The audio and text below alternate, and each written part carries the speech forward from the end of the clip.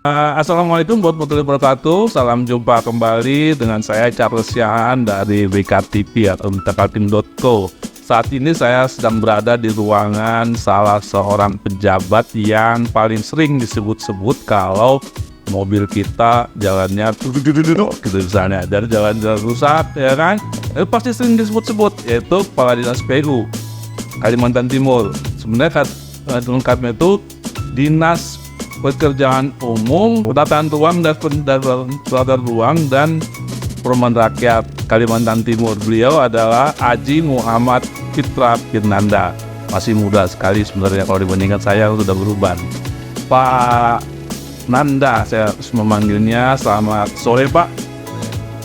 Ya, saya sudah terima kasih karena diberi kesempatan untuk berwawancara. Mungkin cerita dulu gimana perjalanan karirnya Pak Nanda. Ya, saya mengawali karir itu untuk PNS ya, walaupun sebelum PNS juga sudah pernah bekerja di swasta kurang lebih 2 tahun, kemudian PNS-nya tahun 2000, diawali di Kutai Timur. Kutai Timur, Dari awal udah di PU, ya, dari 2000 sampai ke 2020 ikut asesmen di sini, baru masuk di sebagai kepala dinas. tahun 2020 ya. 2020. Ya, sebelumnya saya di PU sejak 2010 jadi Kabid Bina Marga, ikutin. Kemudian 2017 menjadi Kepala Dinas Perumahan dan Permukiman Kutai Timur. Ya, baru ikut asesmen. Oh, jadi sudah Kepala Dinas ini sudah ya, yang tadi saya katakan bahwa sebenarnya bukan orang baru. Jadi 20 tahun kemudian setelah PNS akhirnya menjadi Kepala Dinas PU Kalimantan Timur itu Pak ya. 20 tahun ya, luar biasa sebetulnya kalau lihat dari perjalanan karir pegawai negeri, ini termasuk luar biasa, prestasi yang bagus sekali. Pak, kita akan diskusi tentang apa sih yang sudah kita lakukan di Kalimantan Timur. Terutama ini kan Pak Istran juga kan sudah mau menjelang akhir saat tugasnya. Kan sering tuh ada isu-isu, Pak Istran ini apa sih kerjanya? Nah, mungkin sudah dijelaskan. Pertama untuk Samarinda saja dulu. Samarinda itu, karena saya sih harus akuin Pak ya, alhamdulillah bahwa banjirnya sudah kurang. Saya pengen tanya sama Pak Nanda, sebenarnya tugas Pak Ungu itu apa sih di sini? Ada nggak sih perannya beliau? Kita mungkin berangkat dulu dari penyebab banjir Samarinda. Nah, Penyebab banjir Samarinda itu banyak hal ya, mulai dari hulunya, tengahnya, sampai hilirnya.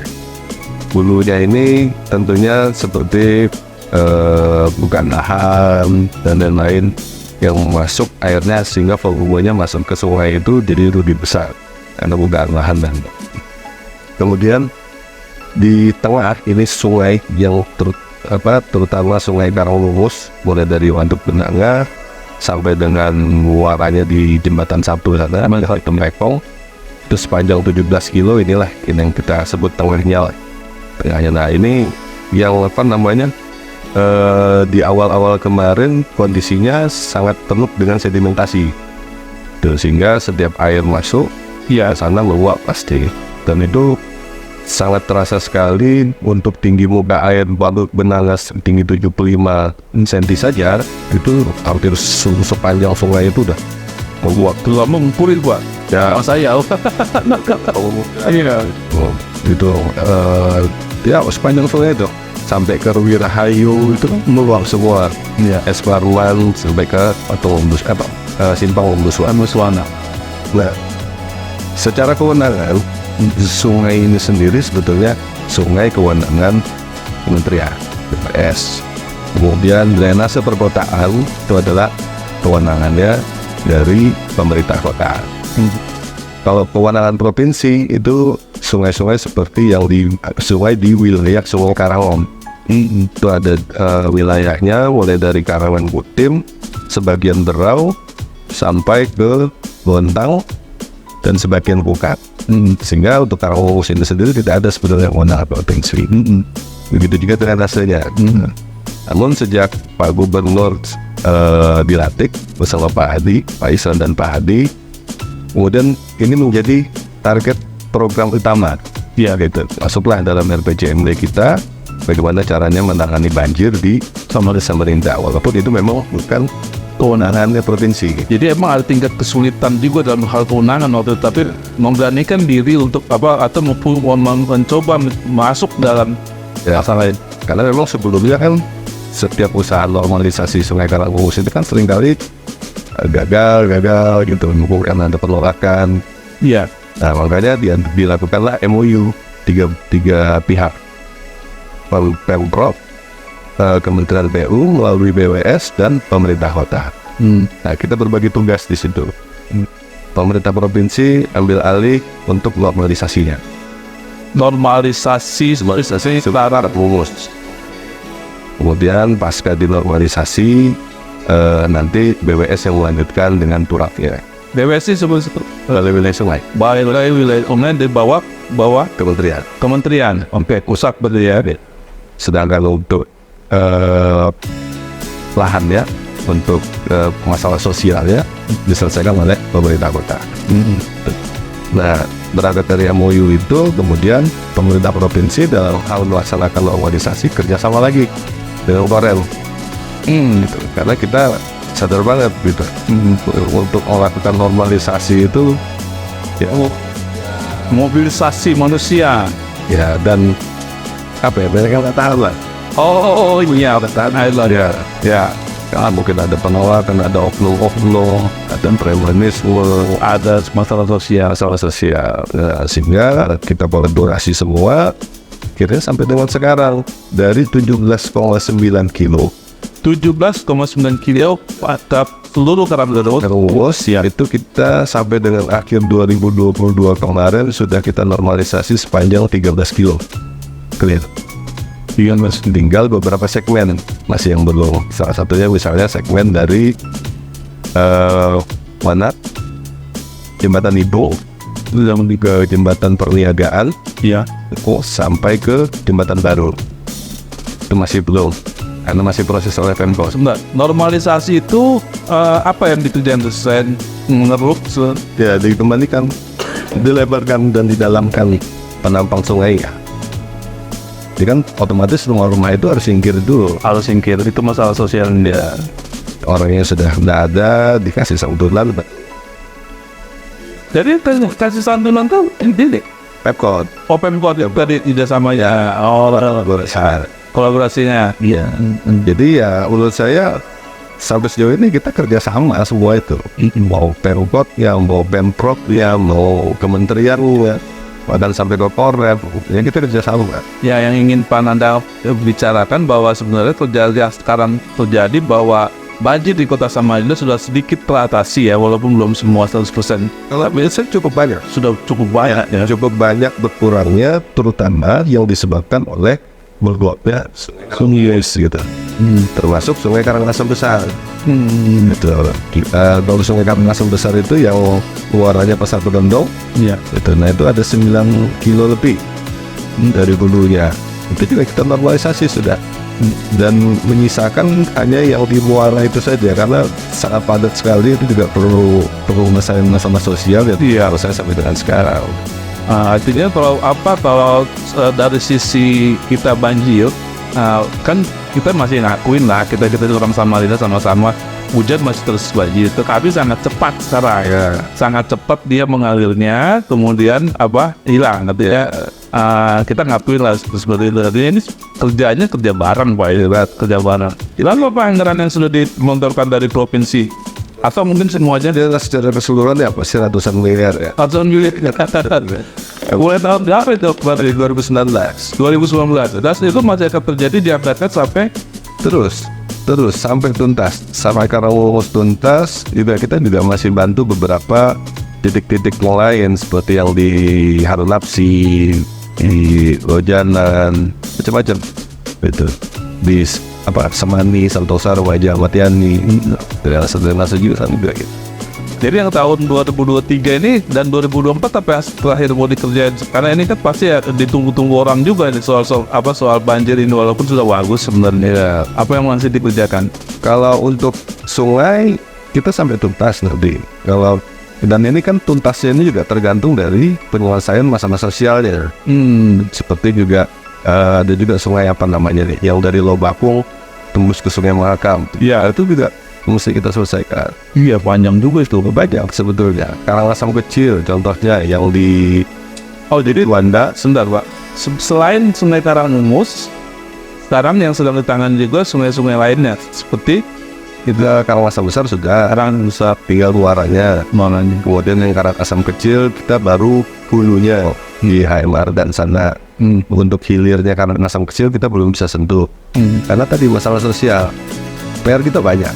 Iya. PR kita banyak, terutama masalah sosial itu yang paling apa namanya harus kita selesaikan karena menyangkut nasib orang. Kalau kita lihat Karangasem kecil, kalau misalnya kita saluran yang dari Juanda sampai ke Pasar Ijabah tembus ke muara jembatan Stres itu, Iya. coba lihat dari situ. Ada dapur ketemu dapur. Saya Itu otomatis penyempitan semua, penyempitan semua.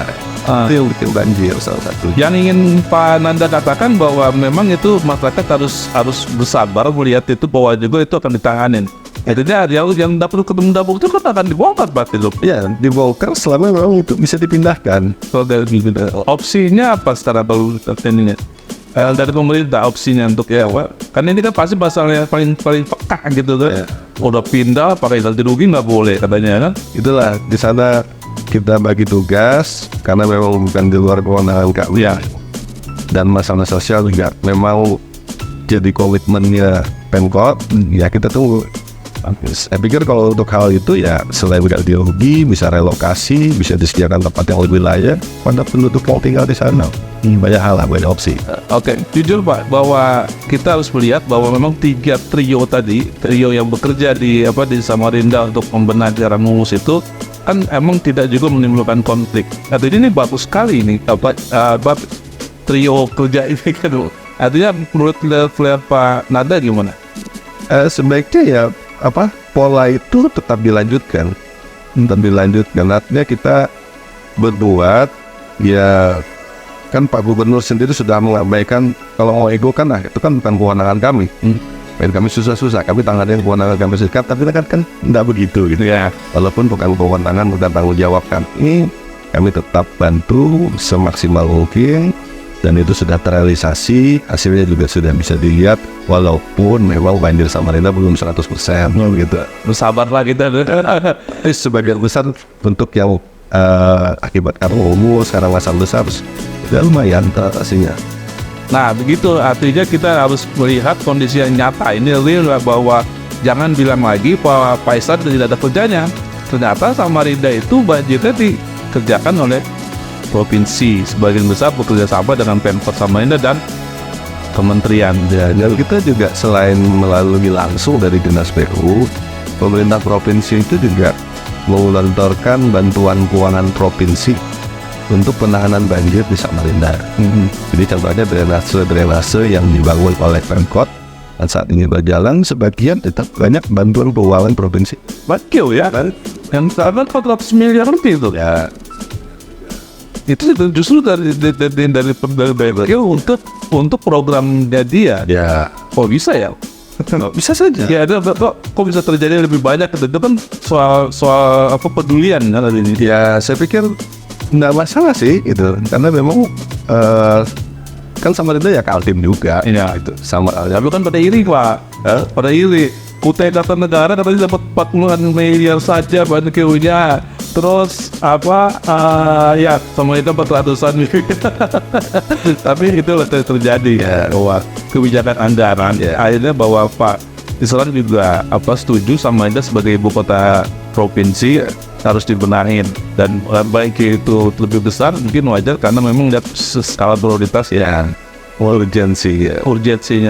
Itu saya menarik ini ya.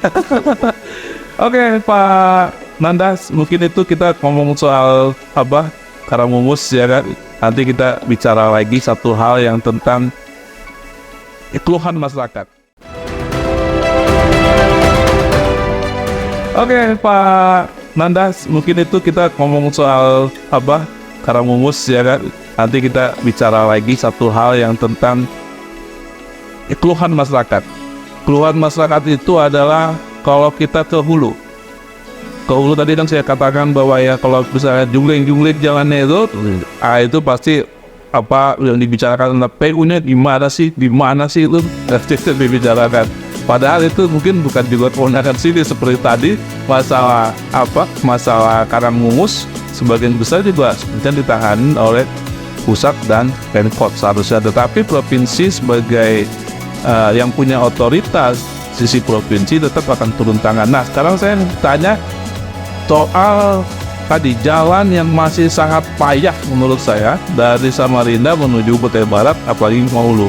Mungkin kita bisa dijelaskan tuh gimana sih ceritanya itu? Ya, kalau jalan dari Kukar ke Kumbar, ya Kukar ke Kumbar itu yang sudah terstatuskan bahwa itu status jalan nasional. Jalan nasional sampai ke batas di Terik. Ya ujungnya sudah terikut ya, ujung belum tua Hulu ya. Ya sebelum Hulu itu. Sedangkan lanjut dari Tering sampai ke Mahulu ini masih non status, belum di SK-kan oleh Menteri. Dari saya kira coba dari sebuah non status itu artinya tidak ada tingkat pemerintahan manapun, mulai dari nasional, pemerintah pusat, provinsi maupun kota yang punya siapa tuh Pak? Jadi masih bebas nih. Oh, masih bebas. Nah, keuntungannya non status, semua pihak bisa masuk.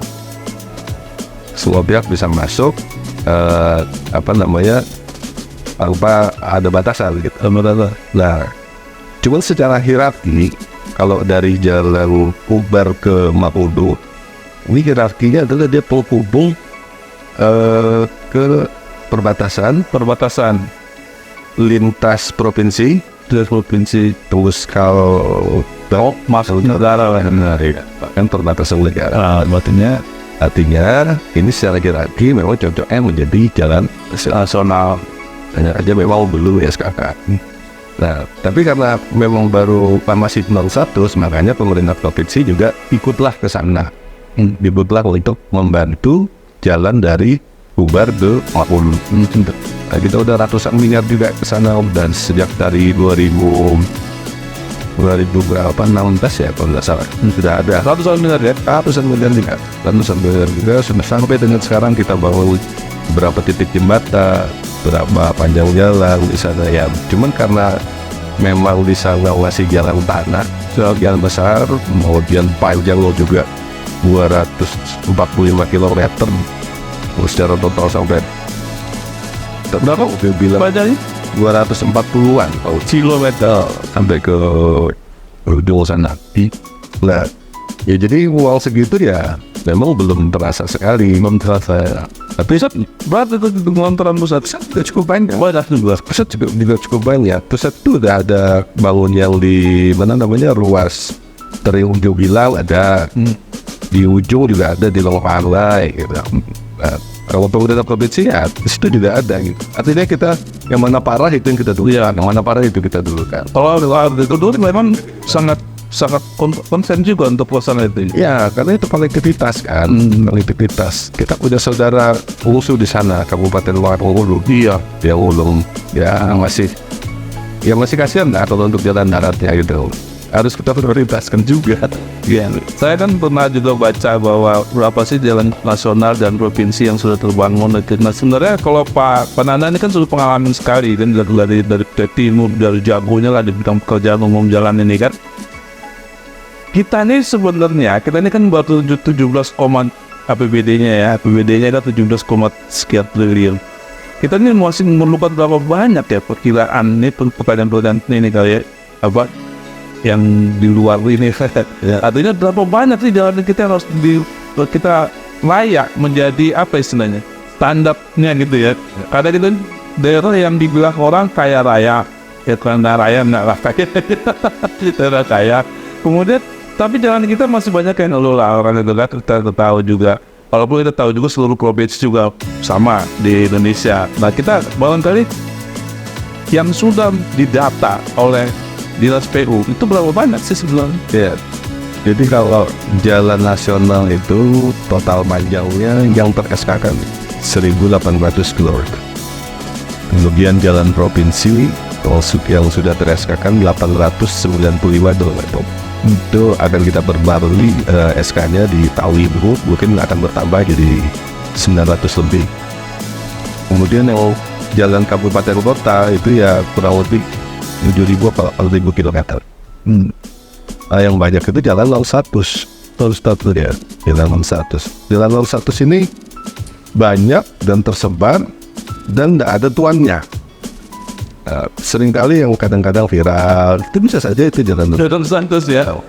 yang dilihat kan yang kayak off-road gitu, ada, tapi ada juga memang jalan kita yang memang masih belum baik lah. Iya. Karena memang peng-SK-an jalan itu sendiri kan juga ada aturannya. Kalau misalnya untuk jalan nasional itu dia arteri primer sama jalan kolektor primer 1. Provinsi JKP 2, JKP 3. Lebihnya yang di bawahnya lagi jalan lingkungan, jalan lokal itu kabupaten kota. Iya. Nah yang jalan 100 itu udah mulai dari jalan. Biasanya jalan tani itu ya. Jalan tani, kemudian jalan pemukiman, kemudian jalan-jalan eks perusahaan yang terpakai oleh masyarakat. Macam-macam enggak. Ya kalau kita pengen apa idealnya itu apa sih, pengen pelukan darah Sekali. masih banyak ya. Kita tujuh betul itu nggak ada lamanya ya. Nggak ada apa-apa. Kalau jalan 100 nggak usah kita bahas dah. Jalan provinsi aja 895 km.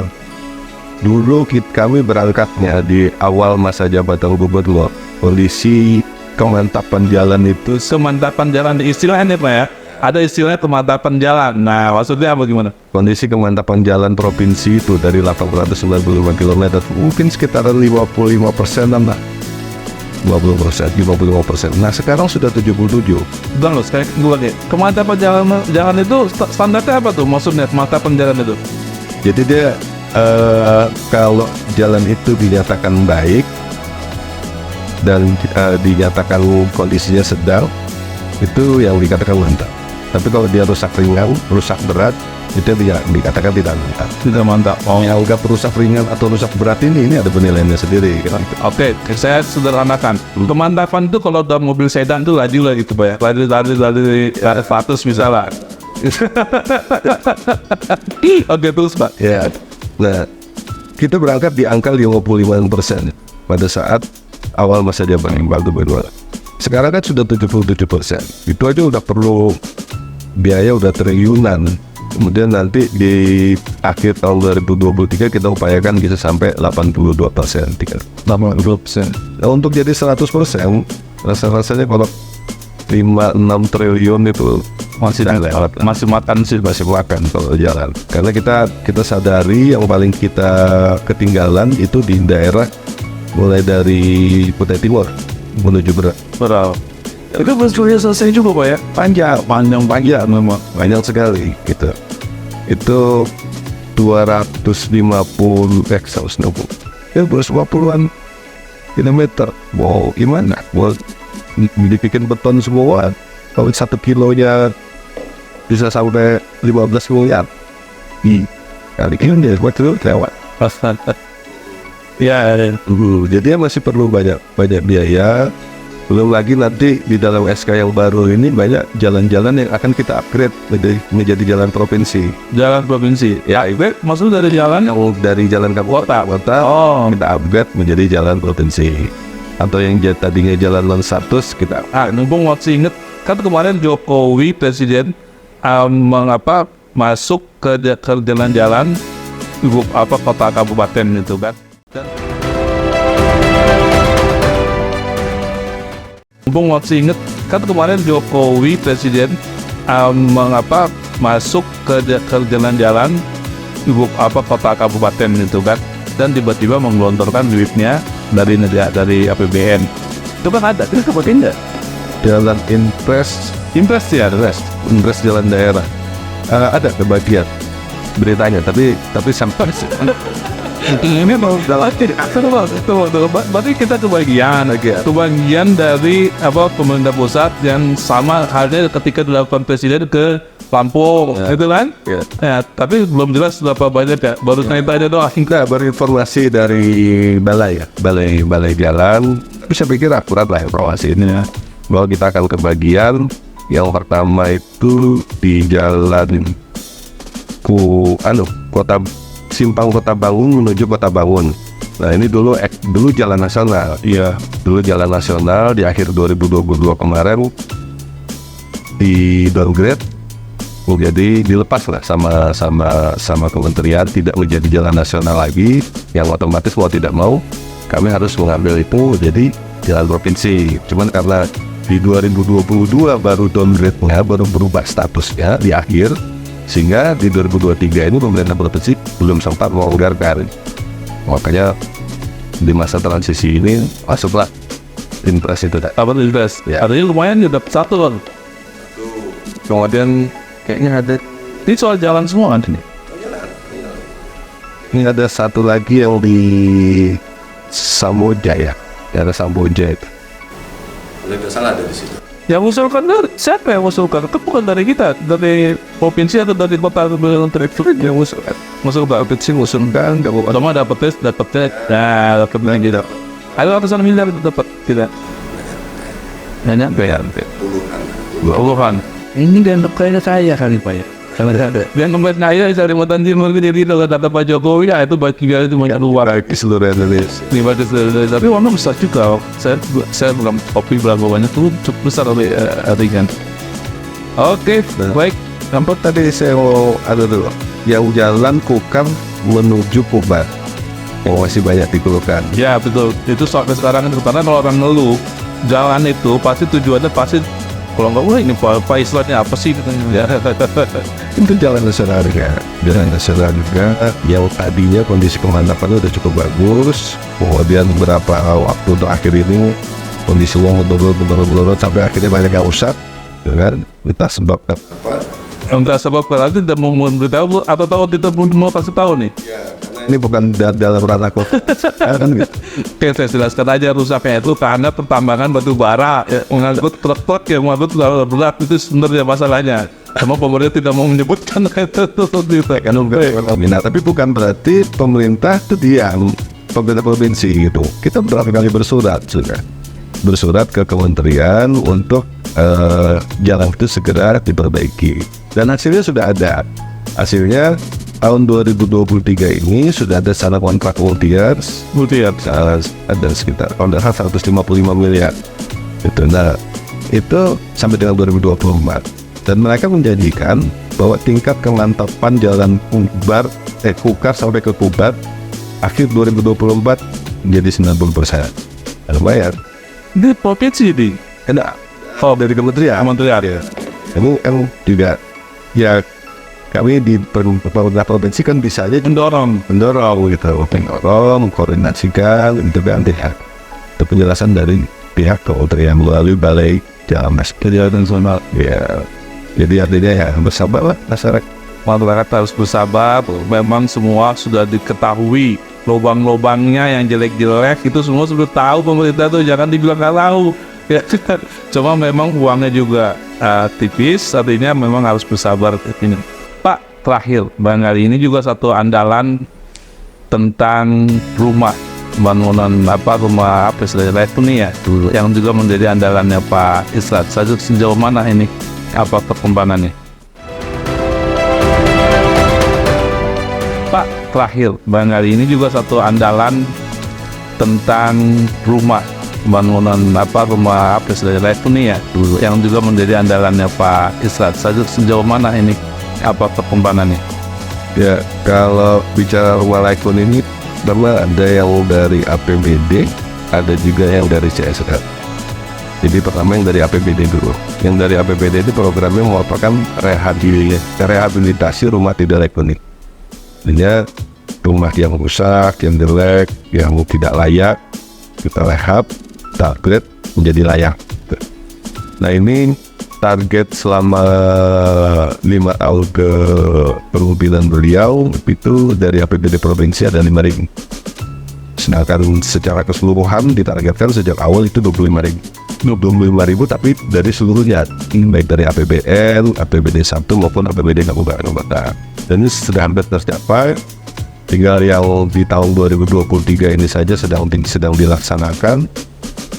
Insya Allah sampai dengan tahun 2023 akhir tercapai 25.000 secara keseluruhan dan 5.000 secara APBD provinsi. 5.000 secara APBD. Ya, ini yang rehabilitasi. Ya, bentar. Kemudian ada juga program CSR yang dari perusahaan-perusahaan di Kalimantan Timur, perusahaan tambang, pertambangan, perkebunan. Ini ditargetkan berapa unit ya? Ini sudah 250-an kawasan. Sudah 250-an terbangun. Saya lupa itu persisnya. Nah, kalau ini bangun baru ya, Yang betul-betul untuk masyarakat sudah punya rumah bagian. Enggak, jadi punya rumah jelek.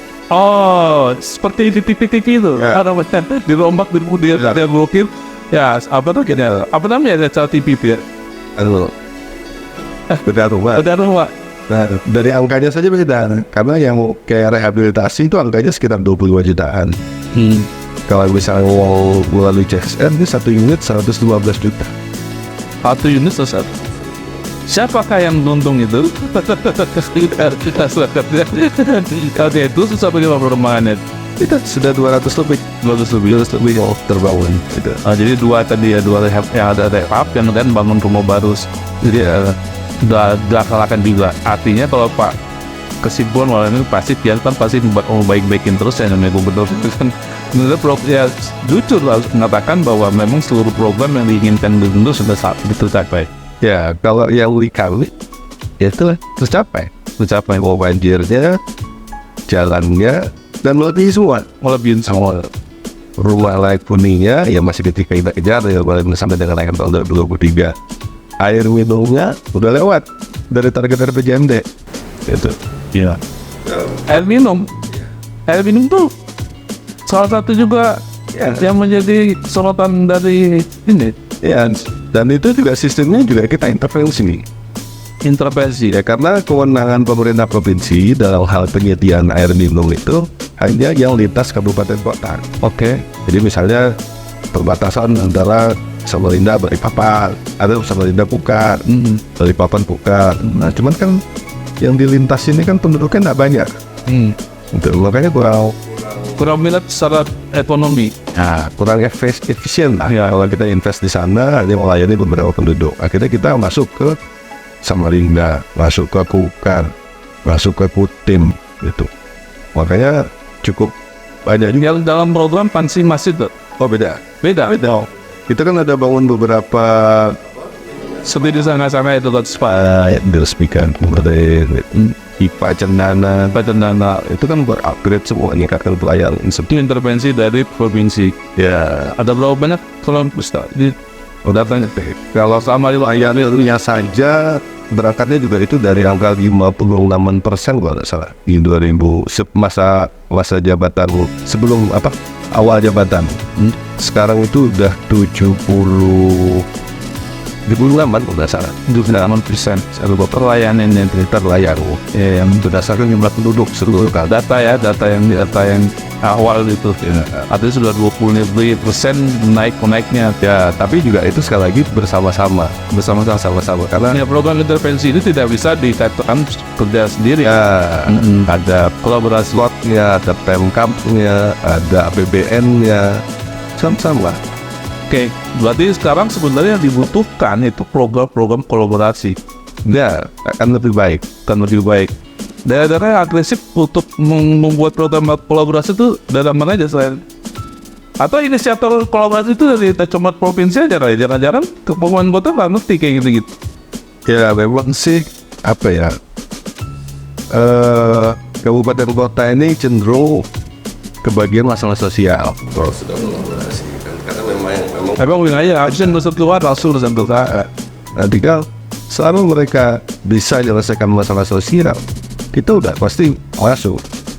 Masalah banjir, masalah apapun lah. Iya. Mereka selesaikan ya masalah sosial, kita masuk. Oke. Karena itu yang cukup berat. Cukup berat. Betul. Iya, menarik sebenarnya. Nah, ini kita sebut bahwa sebenarnya jangan lagi mengatakan ada, ini kan kita jujur Pak ya, di masyarakat, apa sih KWT poin 100 sama 5 tahun? Nah, jangan lagi ngomong kayak gitu. Sebenarnya sudah dijelaskan oleh Pak Nanda sebagai kepala dinas PU dan terang, PUPR dan terang gitu ya. Nah, jadi sudah dijelaskan mulai dari banjir Samarinda, jalan nasional yang menuju Kutai Barat sampai perumahan dan kebutuhan air bersih.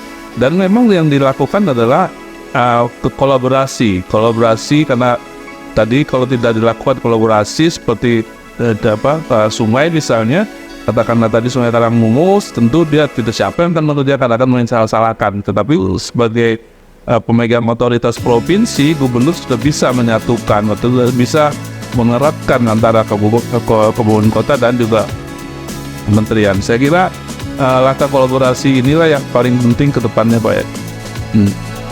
Terima kasih. Ada beberapa hal yang ibaratnya kayak kewenangan jalan misalnya. Kewenangan jalan itu sendiri memang sudah terkotak-kotak, sudah ter-SKK gitu. Ini kewenangan provinsi, ini kewenangan kota gitu. Tapi sampai ke situ pun kami tetap ada beberapa jalan kota yang kita tangani, dan memang di SK yang baru nanti akan kita upgrade ya. Jadi sekarang ini kalau pikir-pikir, saya sih ngikutin saja omongan Pak Jokowi bahwa Pak Jokowi itu berani intervensi langsung ke kabupaten kota. Provinsi kenapa tidak bisa intervensi langsung kalau memang itu dibutuhkan kan gitu ya. Saya itu bisa dilakukan itu bisa sepanjang memang kepala daerahnya yang meminta kepada gubernur dan gubernur menyetujui. Dan itu sudah beberapa kali kita lakukan. Contoh nih yang sekarang kita laksanakan, jalan akses menuju tol Palaran, kalau lewatin stadion, itu kan paling dibaikin sama pemerintah provinsi. Jadi jalan ya menurun kota itu kegelutis.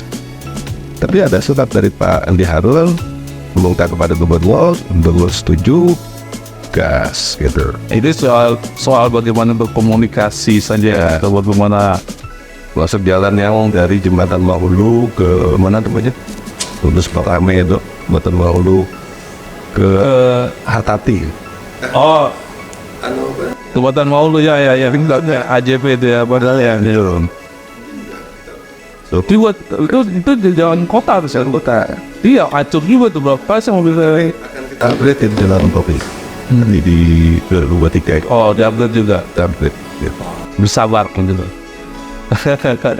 Oke, terima kasih Pak Nanda. Kita sudah berbincang selama lebih 30 menit kali ya, kita tentang masalah di Kalimantan Timur, terutama tentang infrastruktur yang menjadi ganjalan hati kita. Saya kira semua sudah jelas dan kita bisa melihat bahwa hasil kerja yang dilakukan oleh pemerintah provinsi sebenarnya juga cukup ini, cuma kurangnya ekspos kayak Oke, baik kalau gitu terima kasih Pak Nanda sekali lagi kita atas waktunya dan wawancara di ruangannya beliau ini saat ini. Sampai kita ketemu lagi di lain kesempatan. Assalamualaikum warahmatullahi wabarakatuh. Waalaikumsalam warahmatullahi wabarakatuh.